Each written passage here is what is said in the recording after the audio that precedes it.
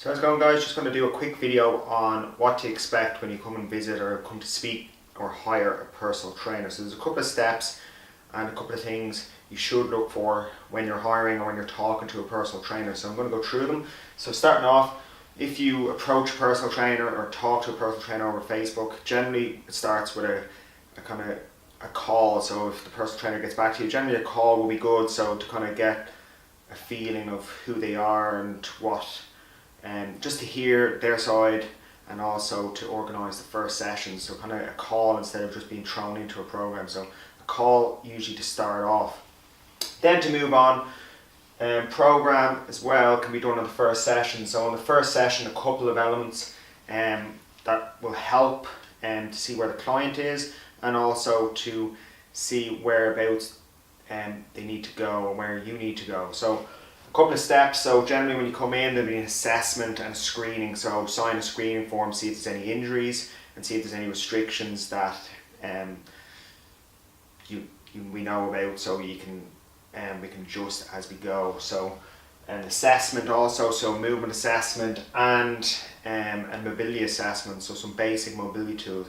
Can you touch your toes? Can you get both hands behind your head and touch? Stuff like this can make a big difference to see whereabouts you are, to see whereabouts I have to work with you, or a trainer has to work with you.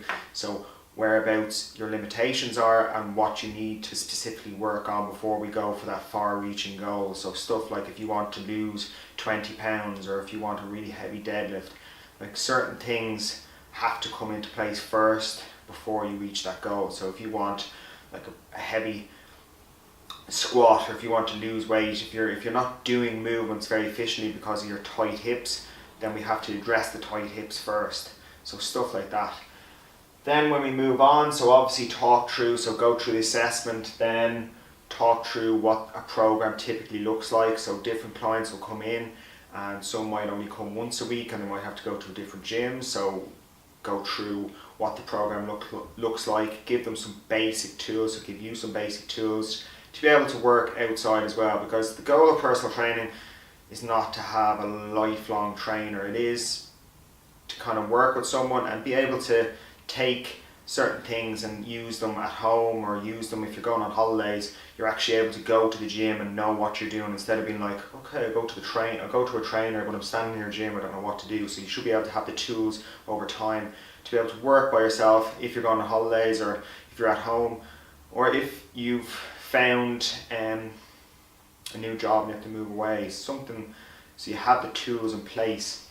So the program typically will be based on the client. It's not just some thrown out program, okay, do an hour of circuits. It's a specific program based on your needs.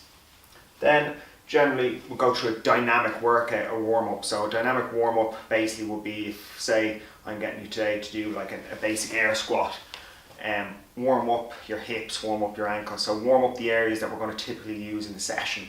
So that's very important. So a dynamic specific warm up, that's something that's going to help you for the session to warm up, get the heart rate up, get the blood flowing.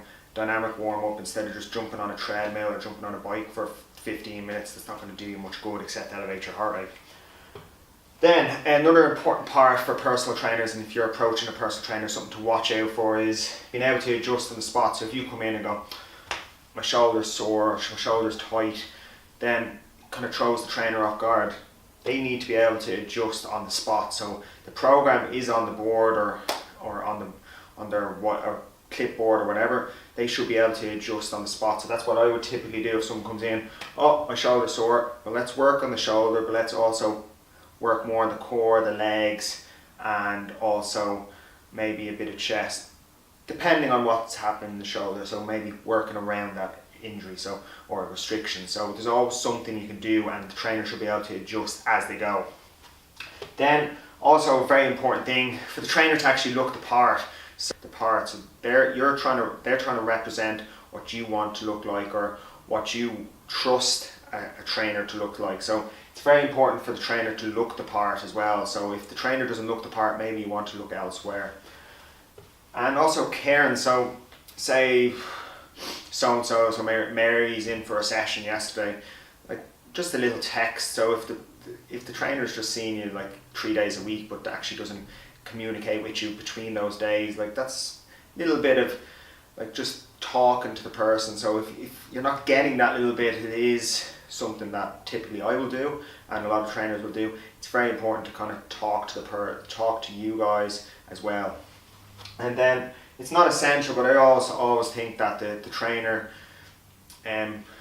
should have experience in, so if the person's looking to lose weight, I've lost lots of weight, it's good to have the trainer as a role model as well. So again, it does come back to looking the part as well. You don't want a trainer that's clearly overweight and they don't train, but someone who's a role model. So say, I'm not going to go into my whole story, but say I've lost 3 or 4 stone, and I know what steps it took to get to that stage. So it's good to have a trainer who's been there, done that, and knows the steps and the pitfalls that has happened over time. So then for you guys, it's good to actually avoid those pitfalls and actually get to those steps a little quicker, because it's not a quick process. It's a slow process.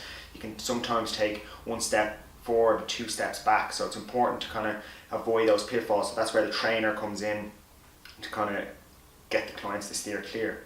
So these are a couple of things that you want to look at and what you expect from a trainer. So these are a lot of things I will put into my sessions and what I do. So talking to the client in between sessions, also calling them at the start, going through a movement assessment, some screening, and then getting the client or getting the person through a kind of dynamic warm up, and also making adjustments on the spot. So not every day is going to be 100%. So these are the things to look out for when you're looking to hire a trainer. If you need any help, get in touch and check out my website, www.dl-fitness.com. Thanks guys.